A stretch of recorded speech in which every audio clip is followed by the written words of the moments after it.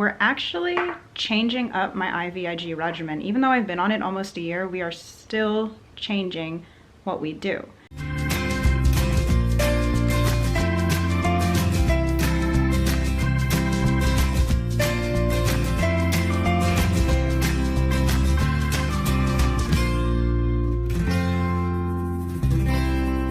Good Tuesday morning, everyone.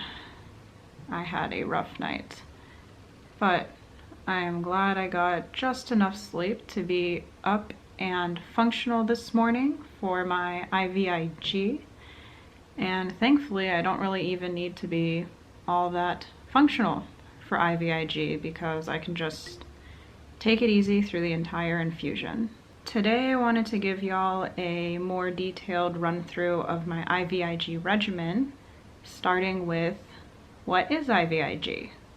So IVIG stands for intravenous immunoglobulin, and it comes from healthy donors of plasma and blood. And we take healthy immunoglobulins and give it to people like me who need it for, well, IVIG can be used for lots of things like autoimmune. And for me personally, I have immunodeficiency. So the IVIG helps my immune system become stronger and regulate itself more effectively. So thank you very much to those donors for helping people like me. And because IVIG is a blood plasma product, you are more likely to have reactions and negative side effects. And I definitely struggled with IVIG in the beginning. I ended up having anaphylaxis, aseptic meningitis. It was tough, but we stuck with it. We altered my regimen until we found what worked for me, and now things are going very well. I'm tolerating the infusions great, and we're seeing amazing results. As y'all know, recently my blood work showed that one of my immune system markers, my IgG, is in normal range after almost a year of doing IVIG. It's not a cure for my immunodeficiency, but it helps. And I still have a faulty immune system, like my other markers, IgA and IgM, are still low because IVIG really only targets IgG, but things are improving. My allergic reactions and mast cell has stabilized because of the IVIG. I feel stronger and I have more stamina because of it, and we're gonna continue it and hope to see even more improvements. This bin has everything I need to run my IVIG infusion. We've got lots of saline flushes and one heparin for when I'm done. Whoa. More saline. We've got needles to administer my medications. 2 pumps. Yes, they look exactly the same. They are the same. One is specifically for the IVIG because it's pre-programmed with my settings, so it'll start at 25 milliliters an hour. And then 30 minutes later, it automatically goes to 50 milliliters an hour. And then the other one is for my infusions I do throughout the week. I like to run the extra fluids I have for IVIG, and I can tell the difference because of the settings that are programmed in them. And then we've got my fluids. This is to spike the IVIG bottles that are in here, infusion tubing, more infusion tubing. And then we've got my pre-medications, and we're actually changing up my IVIG regimen. Even though I've been on it almost a year, we are still changing what we do. And that's because as I tolerate the IVIG more, or as side effects pop up, we alter what we're doing to help me tolerate it as best I can. So my previous regimen was to run fluids the day before and the day after IVIG. The day of IVIG, I would run 3 extra saline bags. And then before IVIG, I would push 25 milligrams IV Benadryl, 125 milligrams IV Solumedrol, which is a steroid. Then I would run the 15 grams of IVIG at 50 milliliters an hour, which is very slow. The slower I go, the less likely I am to have a bad reaction. And then after the IVIG, 25 more milligrams of IV Benadryl. And then at night, I'd push 125 more milligrams of IV Solumedrol and 15 milligrams of IV Toradol, which is a non-steroid anti-inflammatory drug. And then when I'd wake up in the morning, another dose of Solumedrol and another dose of Toradol. But now that I'm tolerating it better, we're taking off that last dose of Solumedrol and Toradol the day after, and we're taking it down to 2 extra liters of saline the day of instead of 3. Everything else is staying the same, but the hope is I can take less and less medication as I tolerate the IVIG more and more because, you know, the less meds I need, the better. I'm actually even hoping that I won't need the nighttime dose either, but you know what the IV Solumedrol does is it really helps me avoid the aseptic meningitis. The IV Benadryl helps me avoid allergic reactions, and the IV Toradol helps with the IVIG body pains I get the night of and the day after IVIG. But we'll just see how we progress with the IVIG, what my body needs and what we doesn't need, and we'll continue to tweak my regimen as we see fit. And of course I have IV Zofran as needed for nausea and vomiting, and I took this around 6 a.m. when I was having some issues, so I can take this at 10 a.m. and that is when my nurse should be here to start the infusion. I do all of my own IV therapy and central line care myself with no nursing, but for IVIG, since it's a blood plasma product and it has that potential for reactivity and bad side effects, and just with my past history, we're always going to have a nurse present for the infusion. It makes me feel safer and my team feel safer, and it allows us to do it in the comfort of my own home. Hey, hello. You ready for IVIG day?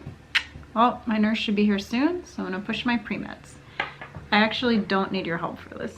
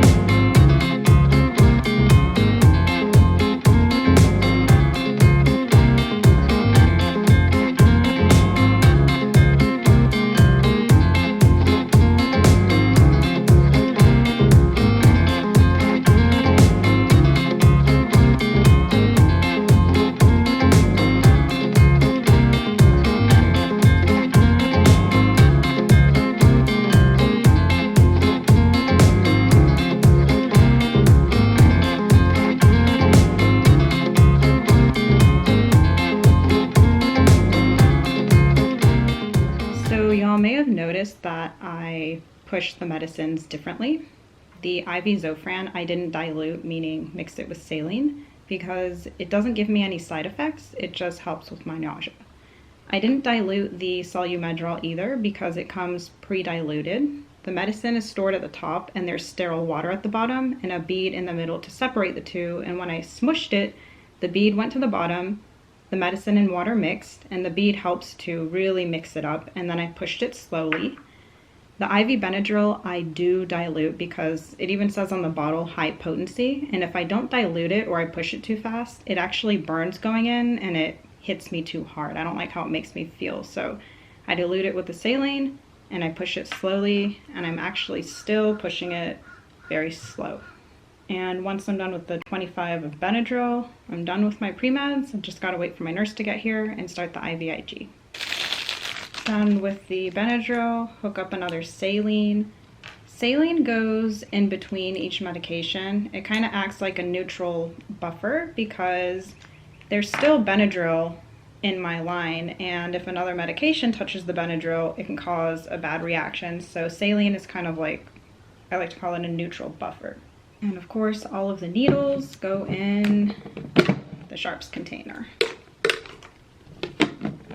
Harlow's being good. My awesome nurse Danielle is here, and we're gonna spike the IVIG. We've got this as a mini vented spike, and you just take it, kind of get right in the center, and twist and push. Yeah, I need a vented spike on the end of the infusion tubing because the bottle has air in it, and that helps with the air.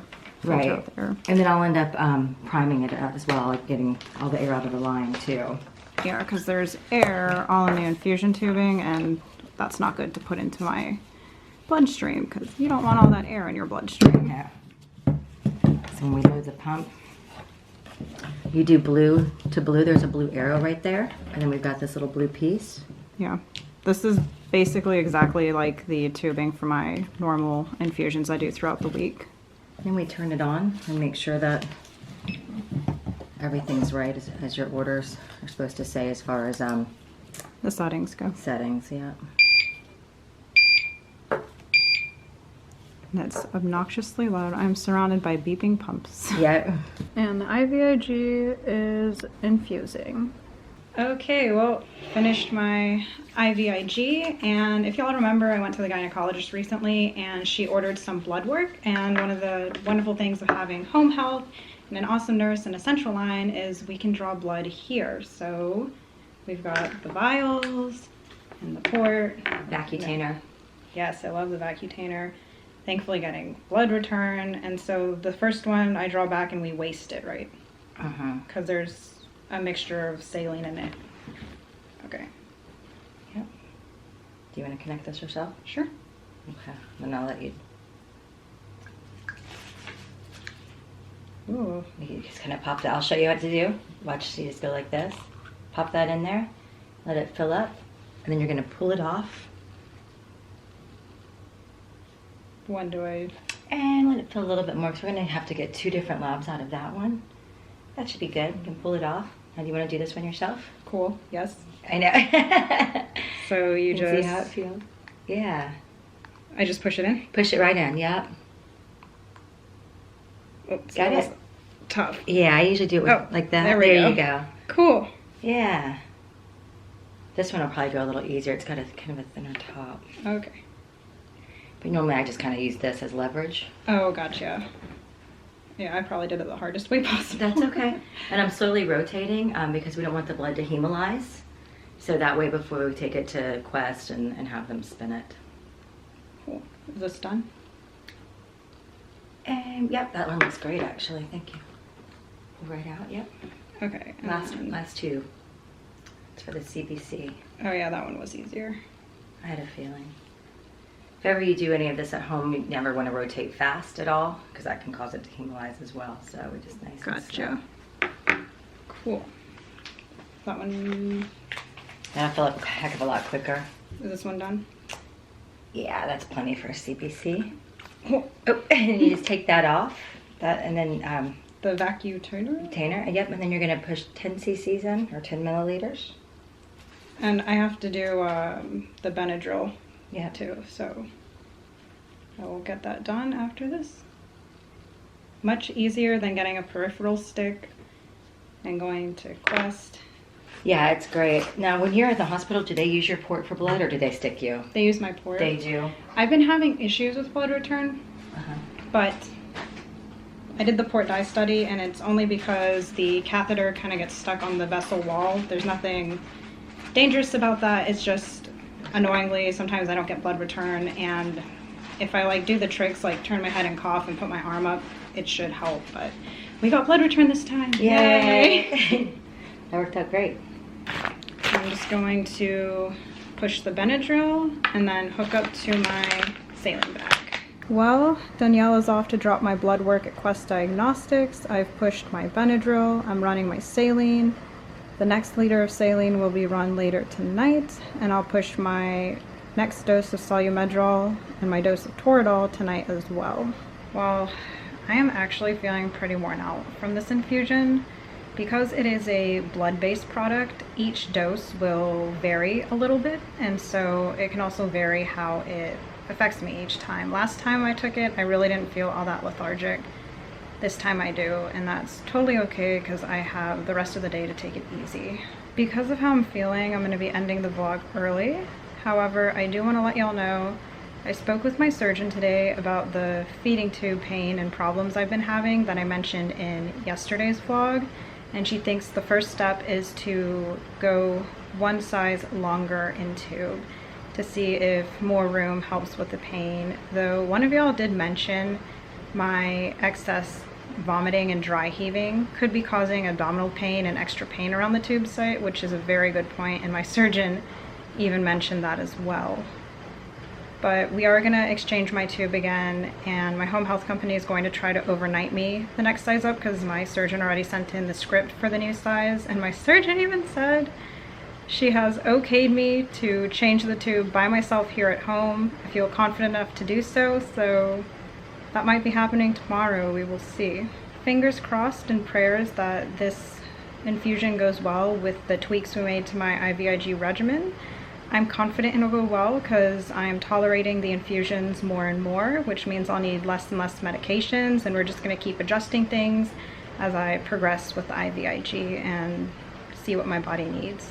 I hope this vlog was informational and educational to y'all. Be sure to check out my IVIG playlist for more info. There's a lot of helpful videos there. And with that, I will say good night, and thanks for joining us on our adventure.